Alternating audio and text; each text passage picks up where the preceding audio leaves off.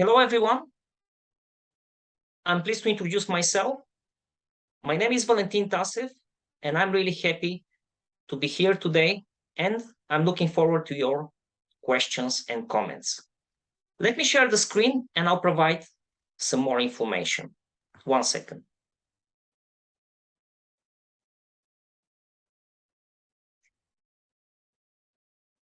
So again, my name is Valentin Tasev, and currently I'm an assistant professor of English at KU University, based in the Republic of Korea. The title of my presentation is as follows: Comparing former Thai University students' aspirations to English pronunciation models while at university level with their exposure to English pronunciation models after graduation.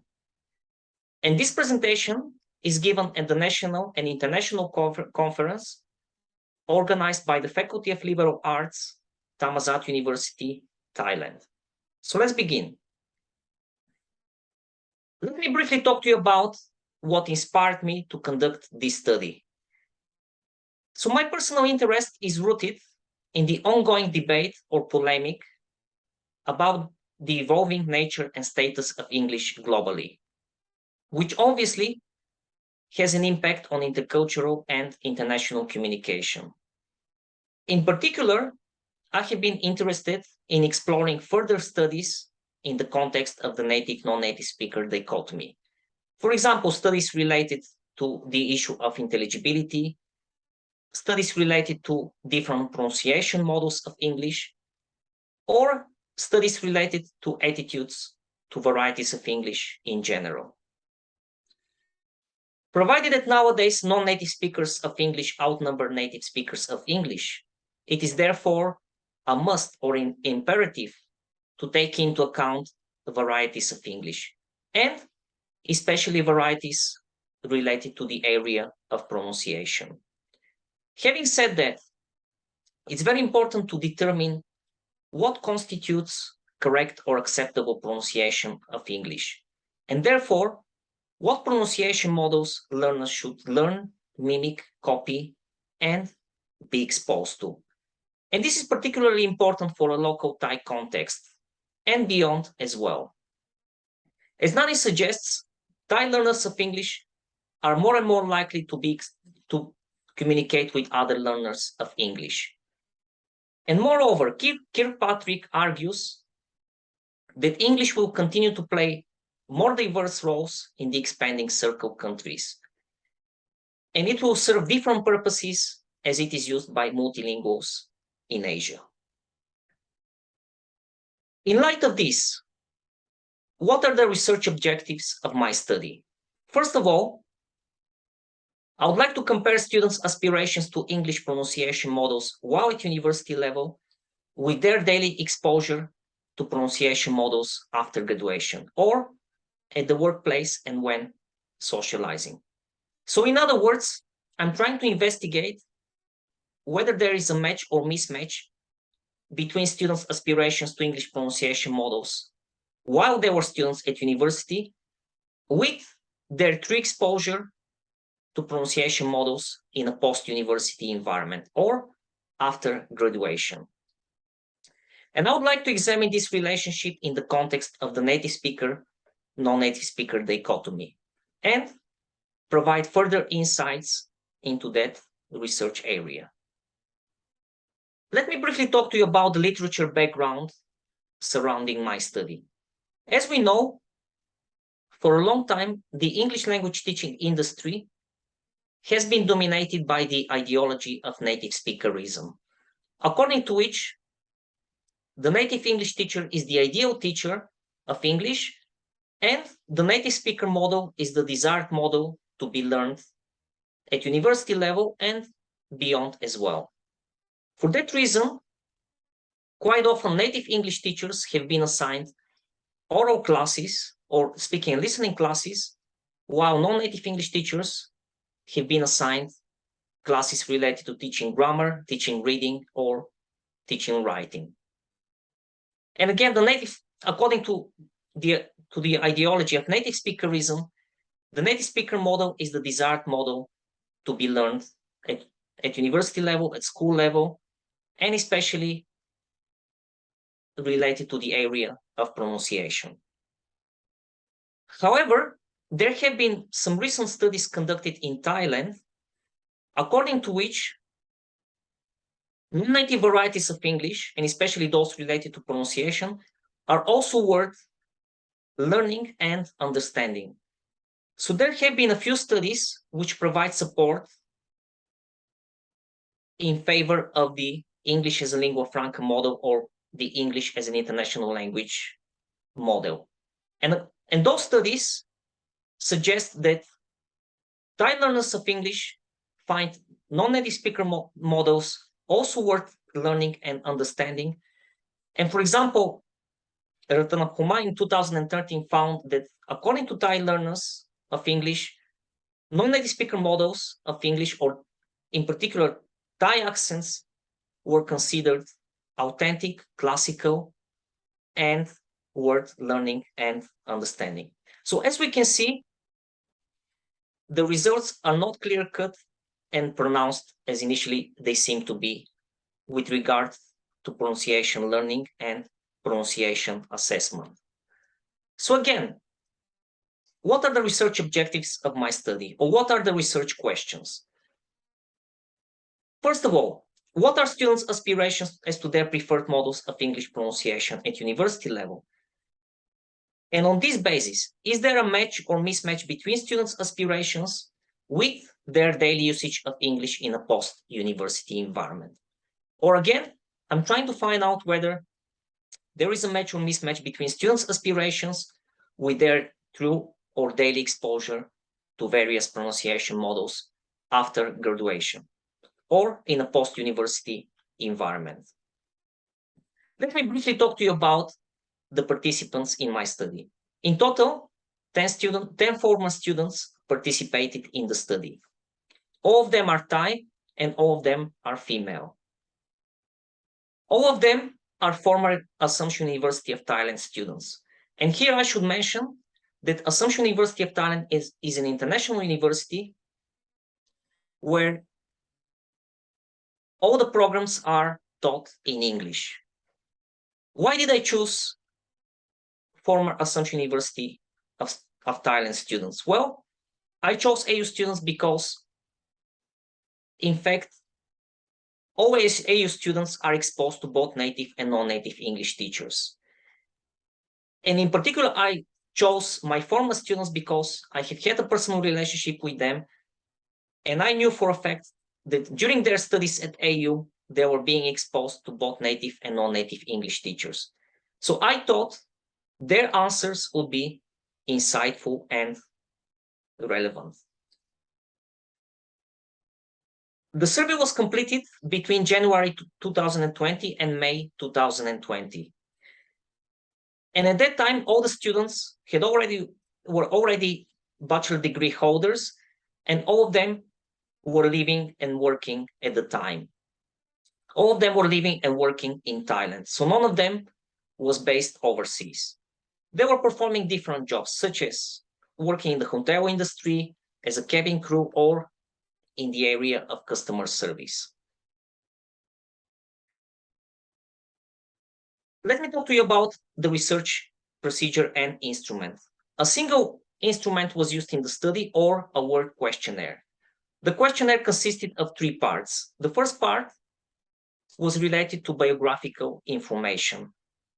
So basically, students were being asked to indicate their nationality, first language background, and so on. The second part examined students' aspirations to various English pronunciation models at university level. And the last part asked students to indicate their exposure to native or non-native speakers in the post-university environment, or when the students were already working. I should mention that most of the questions in the questionnaire were based on the 3-point Likert scale, consisting of the categories agree, disagree, or neutral. So students were being given options to choose from.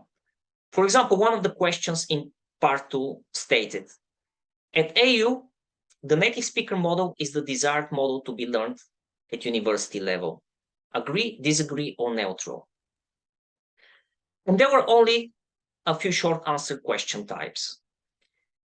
The study was completely quantitative, or the data was being analyzed and interpreted numerically or quantitatively in the form of figures and percentages.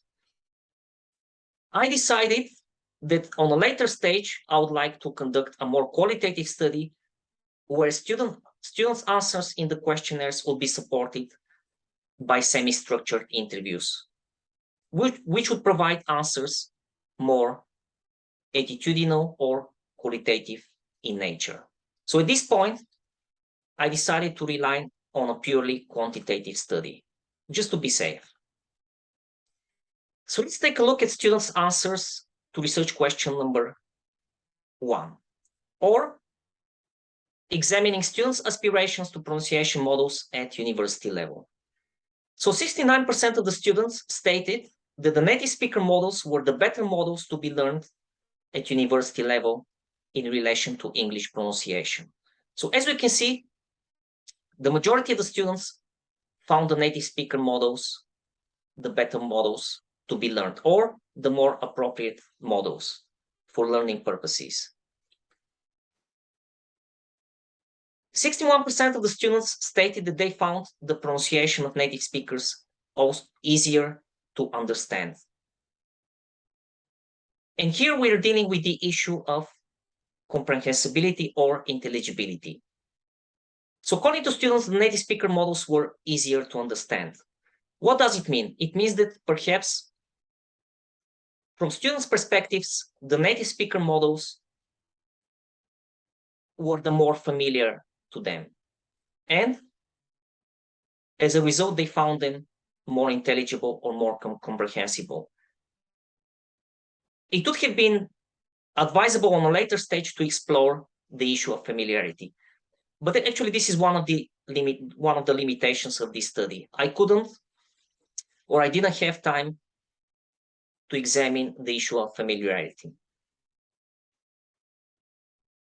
And lastly, 100% of students stated that they'll prefer to be able to speak like native speakers. So all of the students exhibited preferences for the native speaker model. So whether it's a sociological construct or whether it's truly based on students' exposure to native speakers at university level, it's not yet clear. What is clear is that students held strong preferences for native speaker models in terms of pronunciation. Let's take a look at the answers related to the second research questions, or examining students' post-university exposure to pronunciation models. So the first question read, as you speak and communicate in English, do you communicate mostly in the professional field or for professional purposes, mostly for socializing or for social purposes, or both professionally and for socializing? So my intention behind this question was to find out in what contexts students use English, whether they use students mostly for professional purposes or for social purposes in their daily life, or in both domains. And as we can see, 85% of the students stated that they communicated in English both professionally and for socializing. So we can conclude that English was widely used in their daily lives, and it was used in both domains, not just the professional domain, but also the social domain. The next question read, as you speak and communicate in English, do you communicate mostly with native speakers, mostly with non-native speakers, or both with native speakers and non-native speakers? So this question is perhaps the most important one. Why? Because it reveals students' true exposure to native and or non-native speakers. And the results are quite interesting. 69% of the students stated that they communicated mostly with non-native speakers. 31% of the students stated that they communicated with both native speakers and non-native speakers. And none of the students indicated that they communicated with native speakers. So we can therefore conclude that students' interlocutors were mostly non-native speakers, and they didn't communicate mostly with native speakers. So what does the study indicate? What does the study suggest? The study suggests that, first of all, students should be exposed to various pronunciation models of English, both native and non-native speakers, both native and non-native speaker models. Why? Because students' future interlocutors would be probably non-native speakers. The study also suggests that learners should be informed about how English functions in different social cultural settings and the communicative ends and purposes it serves in each one of them. So students need to be informed about the evolving status and nature of English and the communicative purposes the English serves in various social cultural contexts. And I believe awareness of such and exposure to such should be planned at an early age in educational settings. So from an early age, students should be informed about the existence of different native and non-native speaker pronunciation models. And also, they should be informed about varieties of English in general. In this regard, curricula and syllabi should reflect the evolving nature and status of English and the changing geopolitical landscape of the language. And also, educational policy designers should inform students about the changing nature of English. And they should also create a further debate about the issue of the ownership of English. In other words, who owns English or who are the people using it?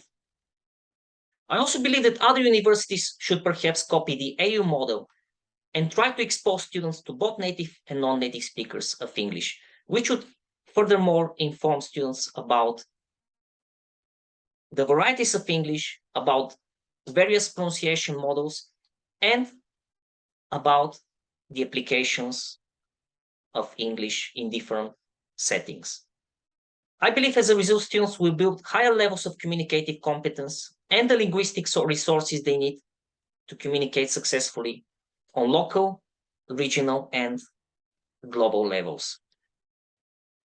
Having said that, students would also build higher levels of intercultural awareness and intercultural competence, which is needed to communicate in different intercultural and international settings. As we know, English is changing at a tremendous rate, and it serves different functions and different purposes in different contexts and in different parts of the globe. And lastly, I believe students will be given the chance to perform new social roles and build new identities or new social linguistic identities in the process of communication. Lastly, let me briefly talk about the limitations of this study, and I'll try to make recommendations about a future study of the same or similar kind. First of all, the sample was too small so as to account for the generalizability of the results. So in the future, a bigger sample is needed. 10 students is obviously not enough. Also, both males and females should be included in the study. And we'll be able to observe how gender intersects as a variable in the study. In the future, perhaps the questionnaire should be followed by semi-structured interviews, which will provide more in-depth answers related to students' preferences and students' attitudes. And lastly, it would be really interesting to see whether students' knowledge of the various native and non-native speaker pronunciation models is accurate. So there should be a comparative study examining students' knowledge and awareness of native and non-native speaker models. For example, students might be asked to listen to an audio track where they have to recognize whether the speaker was a native speaker, American, British, or a non-native speaker. And having said that, we'll be able to know more about students' rates of familiarity. Lastly, thanks a lot for listening to this presentation, and I'm looking forward to your comments or questions. Thanks a lot.